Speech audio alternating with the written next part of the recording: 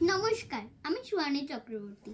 আজ আমি আপনাদের সুকুমার রায়ের সৎপাত্র কবিতাটি আবৃত্তি করে শোনাবো। শুনতে পেলুম পোস্তা গিয়ে, তোমার নাকি মেয়ের বিয়ে। গঙ্গারামকে পাত্র পেলে, জানতে চাও সে কেমন ছেলে?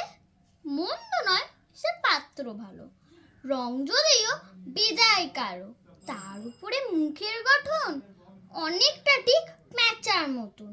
বিদ্যে বুদ্ধি বলছি মশাই, ধন্যী ছেলের অধ্যাবসায়।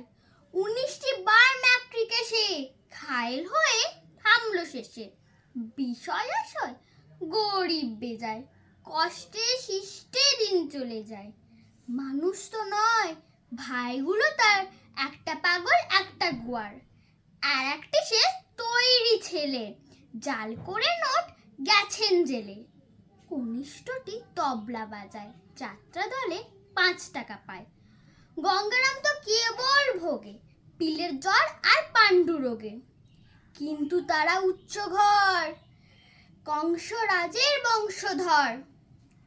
শ্যামলাহিরের বনগ্রামে কি যেন হয় গঙ্গারামে। যা হোক, এবার পাত্র পেলে, এমন কি আর মন্দ ছেলে।